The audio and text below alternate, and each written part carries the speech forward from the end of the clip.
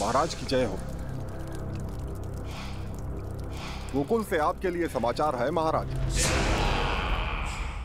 शुभ है या अशुभ? जो आपके लिए शुभ हो उसे गोकुल वासियों के लिए तो अशुभ ही होना है महाराज।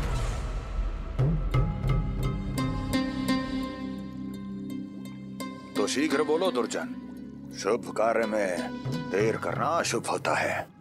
गोकुल में भीषण सूखा पड़ चुका है महाराज। निकट के गांव वाले अपने घर और भूमि छोड़कर भाग गए हैं। शीघ्र ही गोकुल में सभी जल की एक एक बूंद के लिए तरसेगी।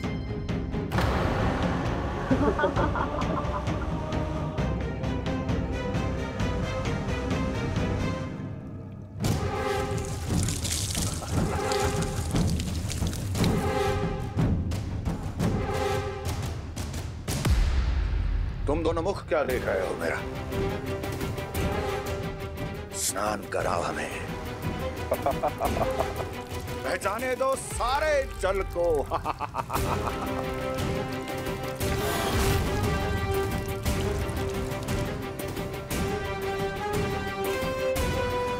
बस इसी तरह बह जाएंगे उनके सारे सुख और फिर उनके प्राण।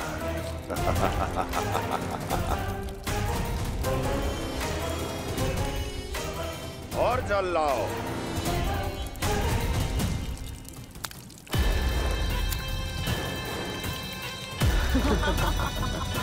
और सबसे विशेष बात तो ये है कि उस विष्णु अवतार के वहां होते हुए भी गोकुलवासी जल की एक एक बूंद के लिए व्याकुल हैं। इसका अर्थ ये है कि उस छलिए में इतना साहस नहीं कि वो प्रकृति के क्रोध का सामना कर सके। ध्यान रहे दुर्जन, गोकुल में कहीं से भी किसी भी प्रकार की कोई सहायता पहुंचनी नहीं चाहिए। देखना रोचक होगा इस समस्या का क्या समाधान करता है। विष्णु अवतार।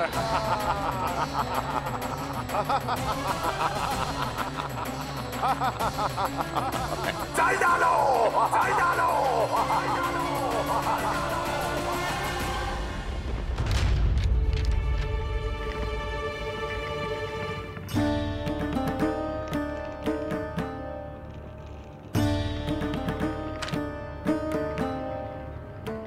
कोई समाधान ना सूझ रहे यशोदा। समाधान तो निकालना पड़ेगा ना, वो भी शीघ्र ही। मैं ना चाहता हूं कि हमारे गांव छोड़ने की स्थिति आए।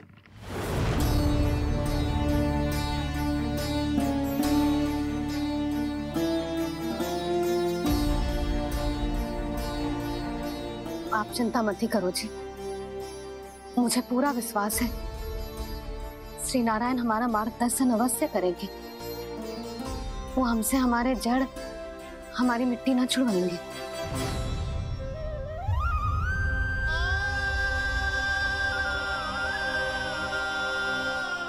अपना सारा जीवन यही बितायो है मैंने, इसी गोकुल की मिट्टी में। ऐसे में सब कुछ छोड़ के जाना तो मेरे लिए भी संभव ना होगा।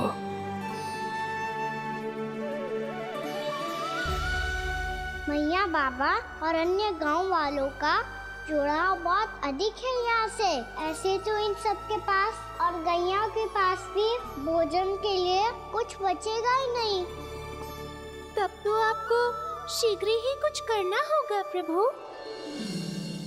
आज रात मैं अपना कार्य करूँगा मुरली, और उपनंद ताऊ जी करेंगे अपना कार्य वहाँ।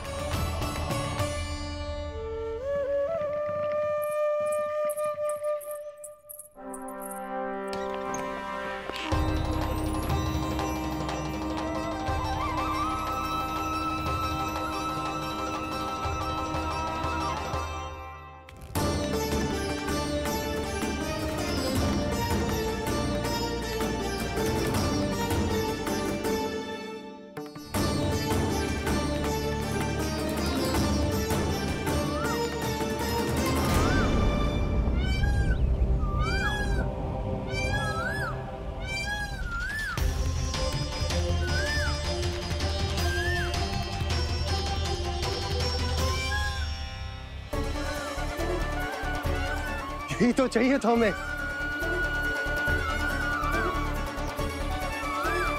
इससे पहले कि सूर्यदेव वास्तु, मुझे स्वयं वहां पहुंचकर जांच पड़ताल कर लेनी चाहिए।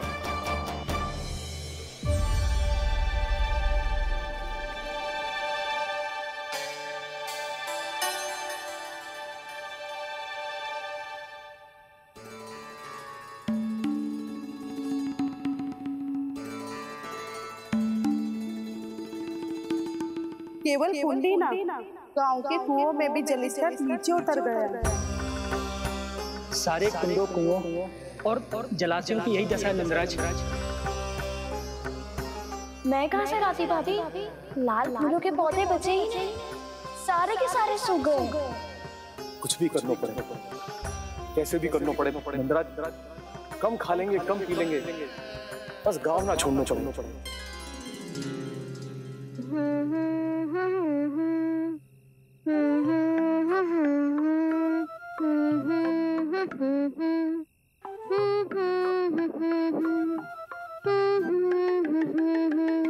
है ना?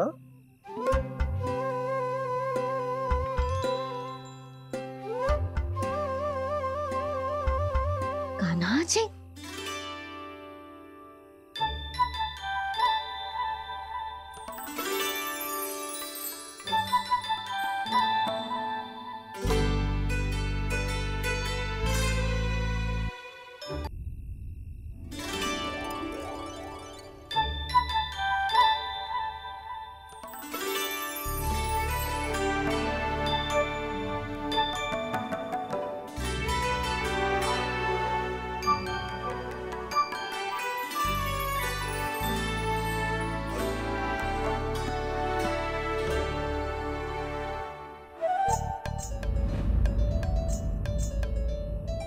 प्रभु,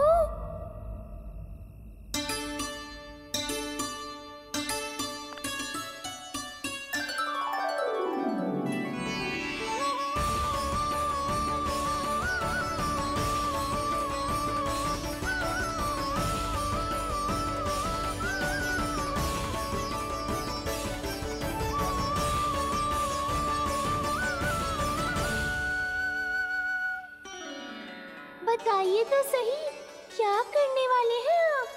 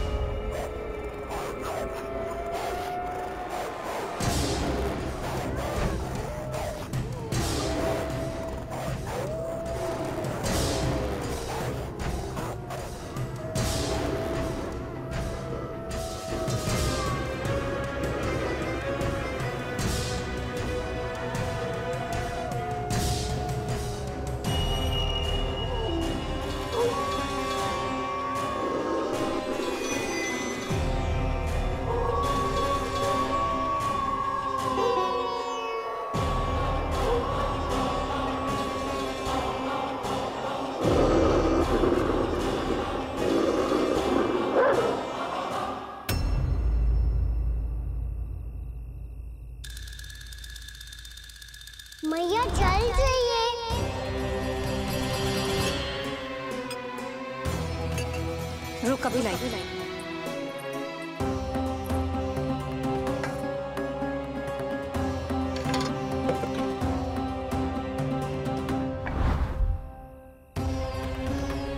तनिक बेचारा शेष न है, मैं क्या खिलाऊं गयाओं को। चल चल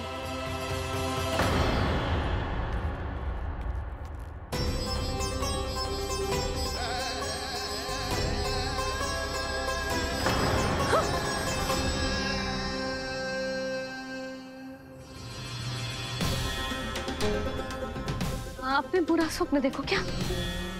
तुमने भी?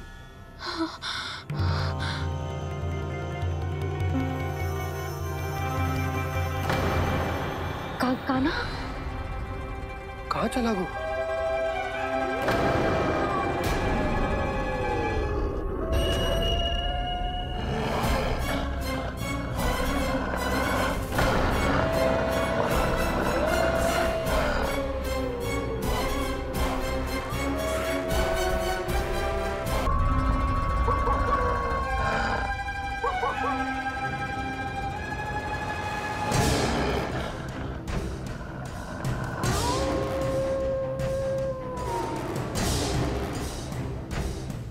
भेड़िया वो भी गोकुल में कैसे?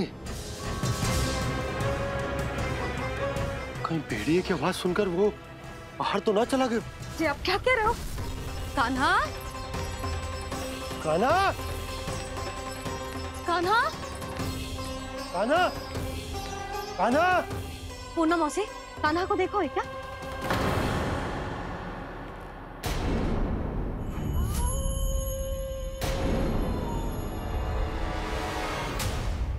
द्वार खुलो है।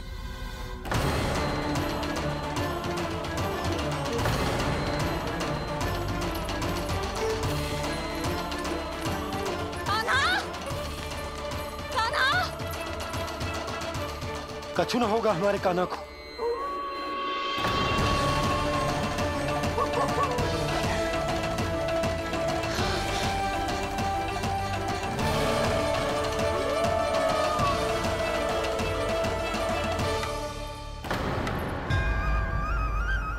कान्हा, कान्हा,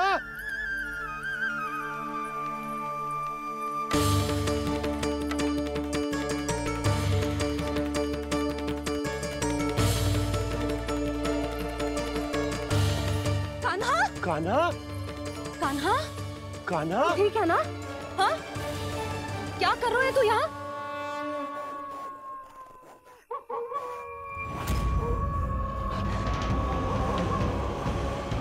स्वर कैसा है मैया? जे कोई साधारण स्वर ना है, जे तो भेड़िए की गुर्राहट है।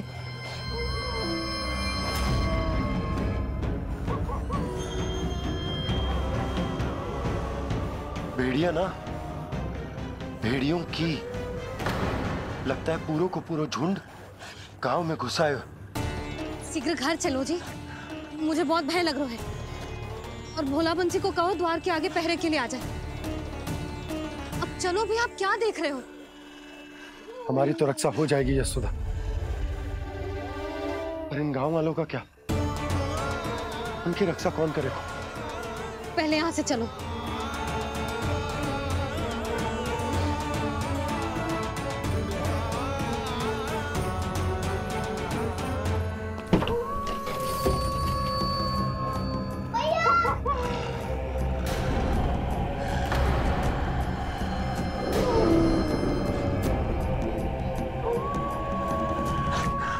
शीघ्रता से द्वार चारों के बंद कर दीजिए।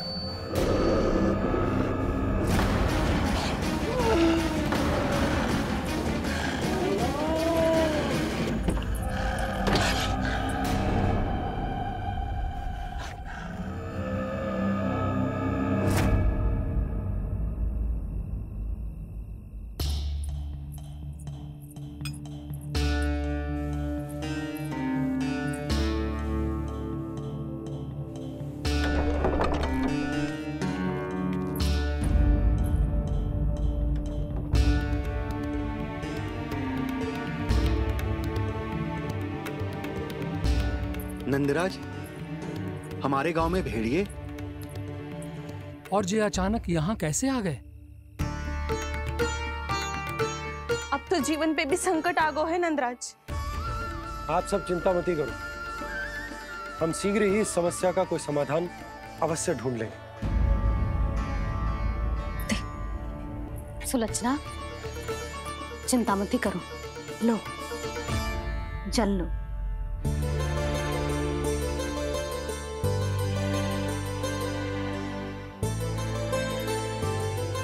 प्रभु, ये कैसी लीला है आपकी? लीला नहीं मुरली, ये प्रयास है मेरा, ताकि मेरे माता पिता सभी गांव वासी स्थिति की गंभीरता को समझ पाए। चिंता चिंतन करने का समय नहीं है, अब समय है कर्म करने का, सदैव सदैव के लिए गोकुल छोड़ के जाने का।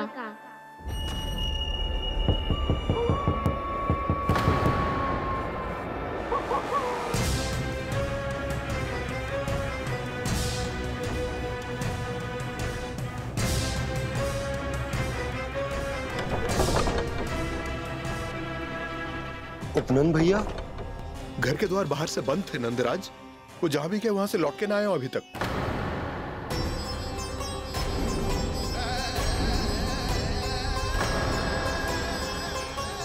गोकुल में क्या हो रहा है नंदराज? पहले सूखा पड़ो और अब ये भेड़ियों का आतंक। उस धूर्त व्यापारी के साथ व्यापार ना करके कंस का षड्यंत्र असफल कर दिया था, उसी का प्रतिशोध ले रहा होगा वो। अवश्य उसने ही भेड़िए छोड़ दिए होंगे गांव में। जैसा ही तो कह रही है नंदराज, नहीं तो रात भेड़ियों के झुंड कहां से आ जाएगा?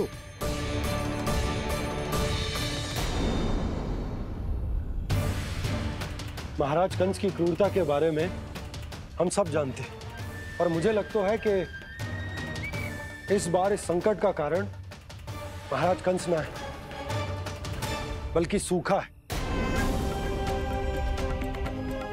आसपास के वन में जल की एक बूंद भी शेष ना है।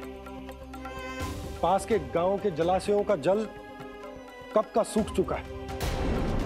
यदि जल शेष बचो है तो वो केवल हमारे गोकुल में। इसीलिए जल खोजते खोजते वो यहां तक आए होंगे। कहीं और ना जा सकते थे? हमारा गोकुल ही मिला था उन्हें। तब तो फिर गोकुल भी सुरक्षित ना है। पर मौसी, हाँ, ये संकट तो दिन प्रतिदिन बढ़ते जा रहे हैं। जीजी, आज तो आपने आश्रय दे दिया, पर प्रतिदिन यहाँ रात कैसे बिताएंगे? रात तो छोड़ो, अब तो दिन में भी घर से निकलते भय लगेगो। असली समस्या तो ये है कि इस भयंकर सूखा में शीघ्र ही गोकुल के जल तो सूख ही जाएगा। और फिर कैसे रहेंगे हम यहाँ? ऐसे में तो शीघ्र ही गोकुल को सारो अनाज समाप्त हो जाएगो नंदराज। गैयाओं का चारा तो पहले ही हाथ रोक रोक कर देना पड़ता है। पर अब हम करें तो करें क्या? कैसे बचाएं हम अपने प्राण? क्या ऐसे ही मृत्यु आनी है, भूख से तड़प तड़प के? हाँ हाँ, कहाँ जाए हम? बताइए ना।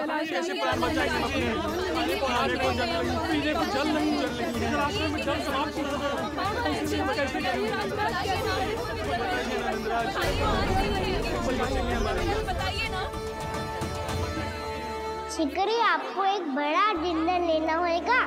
मैया भी ना कितनी जूझ जाती है गुस्सों से भी। ये सब उन्हें जब छोड़ना हो तो कैसे संभाली तू स्वयं को? बाबा जहाँ हम होंगे वही तो नंद भवन होगा, चाहे गोकुल में हो या कहीं और।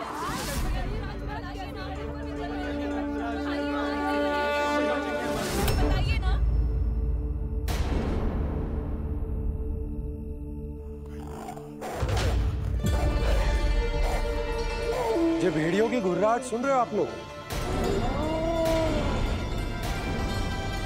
ये संकेत है इस बात का कि यदि अब भी हमने अपनी रक्षा का कोई उपाय ना किया तो हमें इस सूखे के भयानक परिणाम भुगतने होंगे।